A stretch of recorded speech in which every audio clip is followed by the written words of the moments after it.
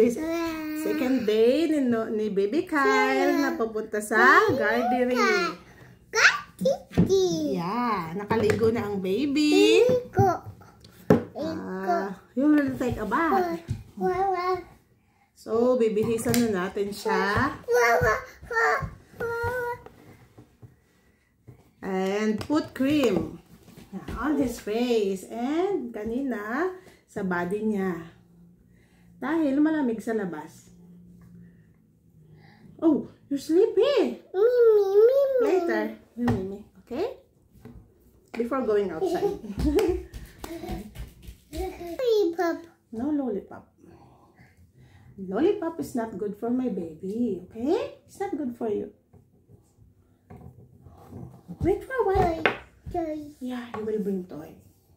You will play there? Lollipop. Yeah. Lollipop.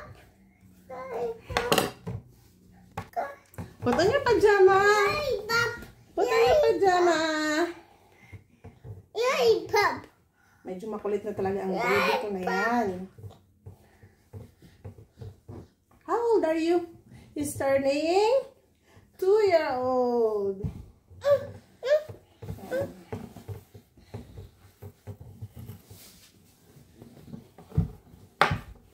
After ng damit ay yung winter pants at jacket.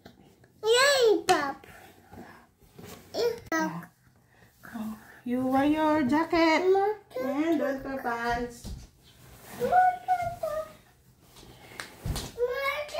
Up, stand up please.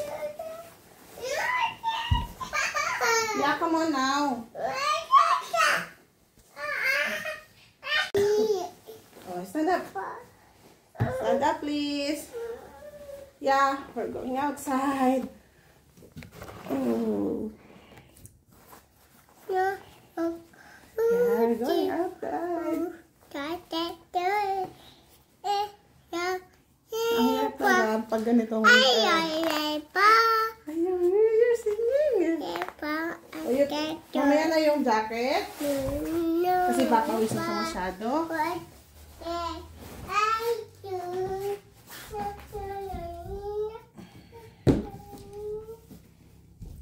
Ito naman yung kanyang boots. Come on, put on your boots. Hindi masyadong malamig na, hindi sobrang lamig, kaya isa lang yung suot niya damit. Pero pag grabe yung lamig, kailangan may nakapatong pang another damit or sweater.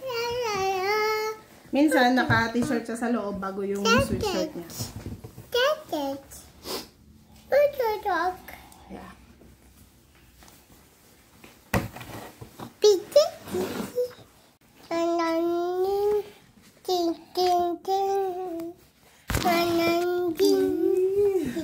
Are you ready?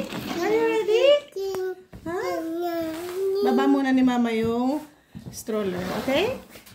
Bababa ko muna yung stroller at ayan siya sa loob. Ay, umiiyak na. Ayan, grabing snow. Pero hindi naman grabe yung lamig ngayon. Umiiyak na kasi nung nakaraan may nangyari. Yan, siguro nadala siya. Nung nakaraan kasi nilock na yung doorknob, hindi ako makapasok. Ready, yay! Put on your hoodie. Hoodie, yeah. We'll go outside na. Let's go! Dito na kami. Papunta na sa gardery. Yeah. Isa lang yung naitali ko. Pero nakalock yan.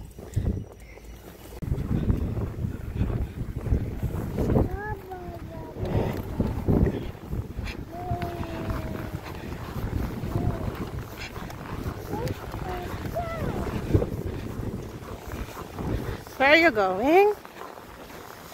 We're going to the gallery.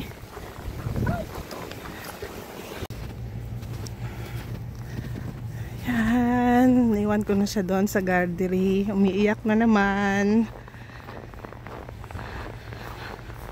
Pero masasanay na lang siya.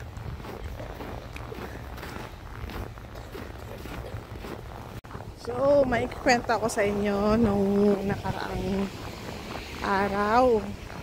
First day niya sa nadadalhin ko sa gardery.